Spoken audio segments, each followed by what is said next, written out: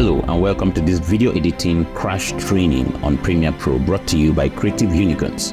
In this 5-episode series, we'll take you through the basics of video editing. Let's roll the intro.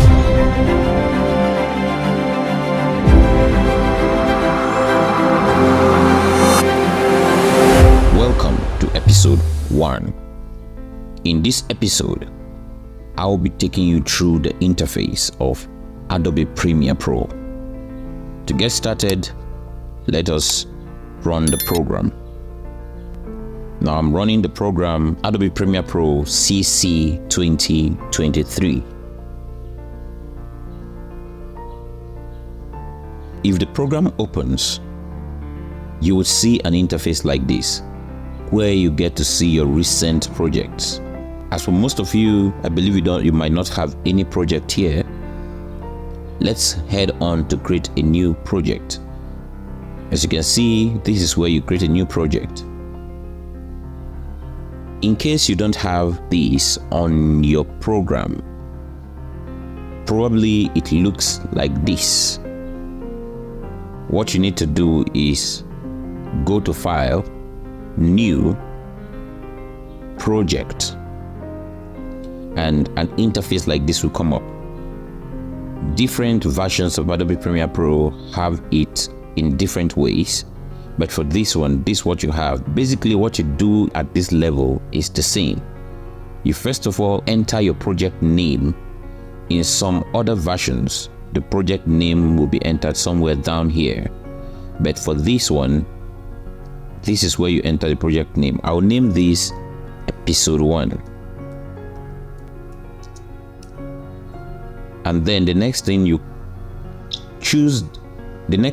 is for you to choose where this project will be saved into. You choose location. For me, I will be saving this in desktop. I already created a folder in the desktop as Premiere Pro training. So I'll enter this, select this folder. Then you create, click on create. We are now in Adobe Premiere Pro editing interface. As you can see, we have a blue line here. If you click here, you have another blue line here. If you click here, you have the same thing, and if you click here, you have the same thing. This will lead us to the concept of groups and panels. Adobe Premiere Pro interface is divided into groups and panels. In the editing interface, we have 1, 2, 3, 4, 5, and 6 groups. And in each of these groups, we can have one or more panels. A group consists of one or more panels. You can't have a group without a panel, but you can have a group with only one panel or multiple panels. For instance, in this group, you can see a panel here. You come this way, you will see another panel. If you come this way, you see another panel, and so on and so on. It goes on to history here. We have so many panels here. If you come this way to this group, you have a panel here, another panel, another panel, and another panel.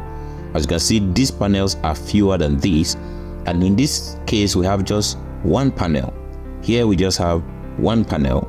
Here it is just one panel, and here is just one panel.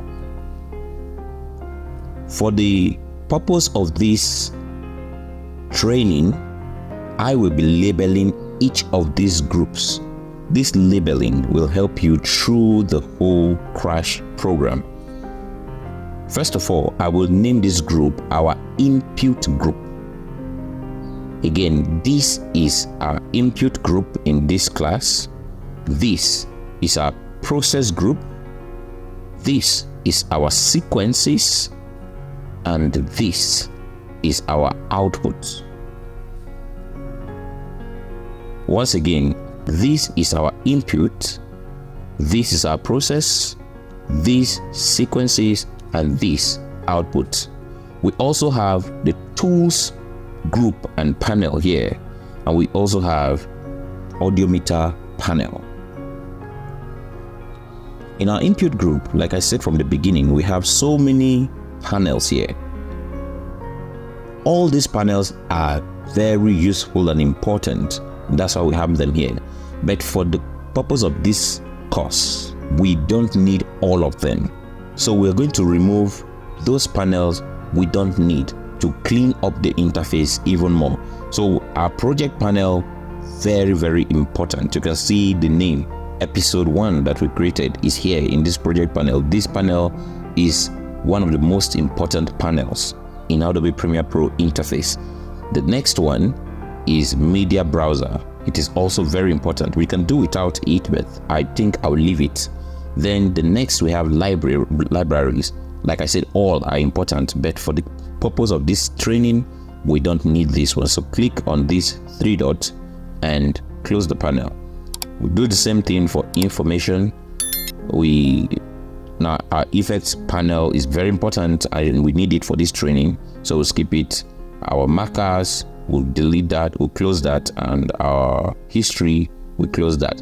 Like I said, the ones we have closed are not less important, just that we don't need them for this training. Now if you come this way, we have the source panel, which is also very important. We have effect control panel, very, very important. We have audio mixer, audio clip mixer, which is also very important. We might need it for this training.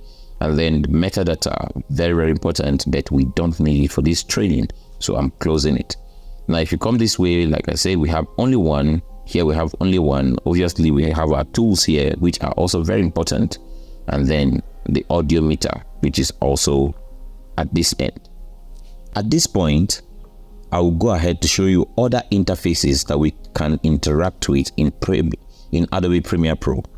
For instance, if you come up here and go to workspaces, you will see that we are currently on the editing interface, but we have multiple interfaces here. For instance, we have the assembly workspace, we have audio workspace, caption and graphics workspace, color workspace, effect workspace, and so on till the review workspace.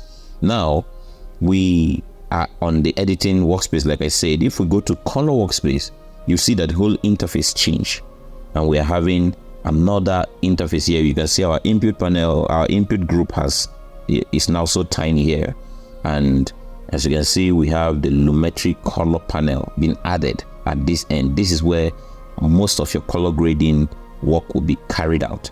So you can see we have a panel dedicated to color grading. Now if you leave there and you come over to maybe captions, you will see that this panel has been replaced with essential graphics. It's now a new panel for your captions and all of that. So when you will want to work with text and titles, we change it to captions and graphics and so on. We have our effects panel and effects interface, where you see our effects panel being opened also in this way. All right, so let us go back to our editing interface that we already adjusted. As you can see, we have all our panels open and in the same way, in the same order that we had them before. Now I want you to also understand that we can reshape the sizes of each of these panel by coming in between. As you can see, when I go in between, the cursor changes. If you come this way, you see the cursor changes. You come to this point, then you see that the cursor changes too. You can see that. You see how it changes. Now what that means is when it changes in this way, we can increase the size of this panel or reduce the size of it. That's increasing one and reducing the other one. You can see that. If you come this way, same thing, you can increase this or reduce it. You see, if you come in between here where 3 of them meet together, you can see that we can at the same time move up and also do this, or bring it down and move this at the same time. Very, very, very interactive. I love Premiere Pro so much. It is very user friendly, as you can see. So once again, I want to go over our nomenclatures. We had our input group, our process group, sequences, and outputs. We have our tools panel and our audio meter. With this, we've come to the end of this episode. In our next episode, we'll be diving deeper into the concept of video editing, majorly the timeline and sequences. Make sure to subscribe if you have not subscribed so that you don't miss out on more of this kind of series. Like and share this video, and until next time, stay creative.